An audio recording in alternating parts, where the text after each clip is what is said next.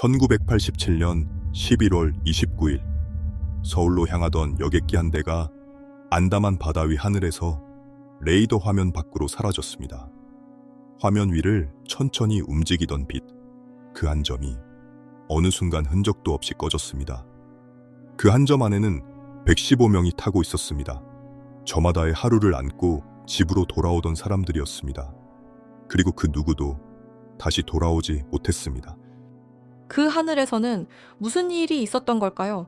그리고 무엇이 아직 확인되지 않은 차에 남아 있는 걸까요? 사건 파일. 이번에는 1987년 그 하늘에서 사라진 115명과 아직 끝나지 않은 질문을 되짚어봅니다. 그날 그 비행기는 어디에서 어디로 향하고 있었나요? 1987년 11월 29일 대한항공 858편은 이라크 바그다드를 출발해 아랍에미리트 아부다비와 타이 방콕을 거쳐 서울로 돌아오는 긴 항로를 날고 있었습니다. 기종은 보잉 707이었습니다. 중동에서 일하던 우리 국민들이 고국으로 돌아오는 비행기이기도 했습니다. 탑승자는 승객과 승무원을 더해 모두 115명이었던 것으로 전해집니다. 그 비행기에 무슨 일이 있었던 건가요? 방콕을 떠난 858편은 미얀마 인근 안다만 해역의 상공을 지나고 있었습니다. 그리고 그 하늘에서 비행기는 교신이 끊긴 채 레이더에서 사라졌습니다. 화면 위를 움직이던 한 점의 빛이 꺼진 그 순간 그 안에 있던 115명의 시간도 함께 멈췄습니다. 그날 그 하늘에서 일어난 일을 우리는 함부로 옮기지 않으려 합니다. 다만 분명한 것은 평범한 일상으로 돌아가던 115명이 서울에 닿지 못했다는 사실입니다. 한 대의 비행기와 115명이 그렇게 한순간에요. 그 뒤 남은 것은 도착하지 않은 비행기와 확인해야 할 질문이었습니다. 858편이 서울에 닿지 못했다는 사실은 곧 수사의 출발점이 됐습니다. 여객기 한 대가 통째로 사라진 이 일은 단순한 사고로 보기 어려웠습니다. 그래서 사람들은 묻기 시작했습니다. 그 하늘에서 도대체 무슨 일이 벌어진 것인지. 그 의문은 어디에서 풀리기 시작했나요? 수사의 실마리는 비행기가 사라지기 전에 있었습니다. 858편이 마지막으로 멈춘 공항은 아부다비였는데 그곳에서 내린 두 사람이 있었습니다. 일본인 부녀로 보이던 나이든 남성과 젊은 여성이었습니다. 수사당국은 이 두 사람이 북한에서 보낸 공작원이며 아부다비에서 내리기 전 기내에 시한폭탄을 두고 내린 것으로 결론지었습니다. 폭탄은 라디오로 위장돼 있었고 정해진 시간이 지나 작동하도록 맞춰져 있었던 것으로 전해집니다. 그 두 사람은 그 뒤 어떻게 됐나요? 두 사람은 다음 행선지인 바레인에서 수사망에 걸렸습니다. 그리고 붙잡히던 순간 두 사람은 미리 준비한 독약을 삼켰습니다. 나이든 남성은 숨졌고 젊은 여성은 목숨을 건져 살아남았습니다. 그 여성이 뒷날 김연희라는 이름으로 알려진 인물입니다. 위장한 부녀 가운데 한 사람만이 살아서 수사관 앞에 남게 된 것입니다. 살아남은 그 사람은 무엇을 말했나요? 김연희는 서울로 옮겨진 뒤 범행을 자백한 것으로 전해집니다. 자신은 북한의 공작원이며 1988년 서울올림픽을 방해하라는 지령을 받고 비행기에 폭탄을 실었다는 것이었습니다.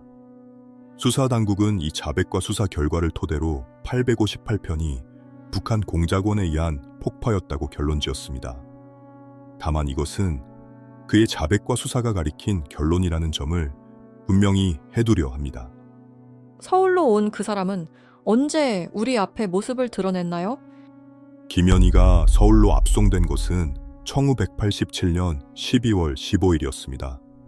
그런데 바로 그 이튿날 제13대 대통령 선거가 치러졌습니다. 압송 시점이 선거를 하루 앞둔 때였다는 점을 두고 뒷날 일부에서는 그 시점이 선거에 이용된 것이 아니냐는 의혹을 제기했습니다. 관련된 외교문서가 보도되기도 했습니다. 다만 그것이 사실인지 아닌지를 이 자리에서 단정하지는 않겠습니다. 재판은 그에게 어떤 결론을 내렸나요? 법정에선 김연희에게 재판부는 사형을 선고했습니다. 자백한 실행범으로서 무거운 책임을 물은 것입니다. 그런데 1990년 사형이 확정된 뒤 그는 특별 사면으로 풀려난 것으로 전해집니다. 정부는 그가 북한의 지령에 따라 움직인 도구였다는 점을 사면의 이유로 든 것으로 전해집니다. 직접 폭탄을 실은 사람을 그렇게 풀어준 건가요? 그래서 김연희를 어떻게 봐야 하는가를 두고는 지금까지도 시선이 갈립니다.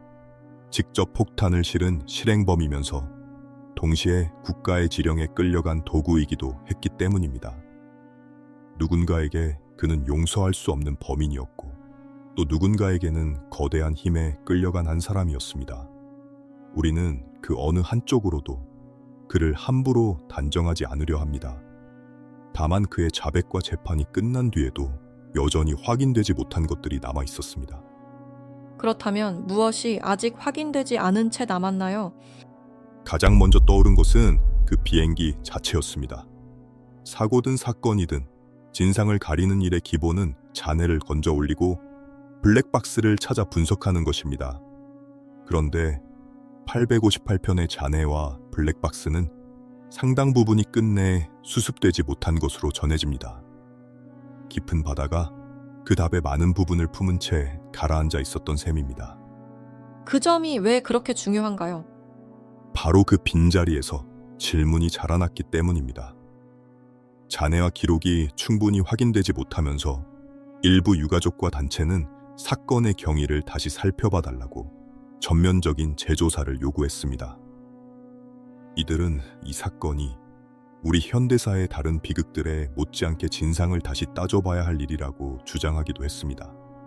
그 요구는 어떻게 받아들여졌나요? 실제로 국가기관 차원의 재조사가 이루어진 것으로 전해집니다. 국가정보원 과거사위원회 등이 이 사건을 다시 들여다봤습니다. 다만 그 재조사에서도 북한 공작원에 의한 폭파라는 결론을 뒤집을 만한 단서는 발견되지 않은 것으로 전해집니다. 공식 결론은 그대로 유지된 셈입니다. 그럼에도 잃어버린 잔해와 한 번 자라난 질문까지 모두 사라진 것은 아니었습니다. 그러니까 확인된 것과 확인되지 않은 것이 함께 남은 거군요. 그렇습니다. 누가 폭파했는가에 대해서는 수사와 재판이 결론을 내렸습니다.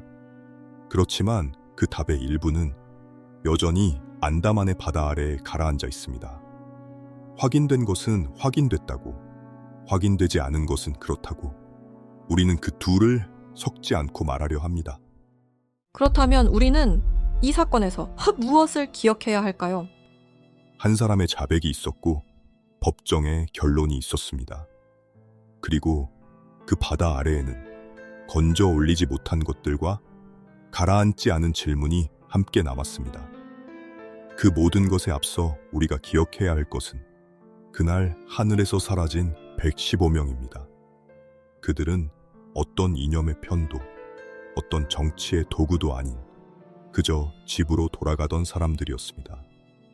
무고한 사람들이 누군가의 목적을 위한 희생물이 되는 일은 다시는 없어야 합니다. 우리가 이 사건을 오래 기억해야 하는 이유가 거기에 있습니다.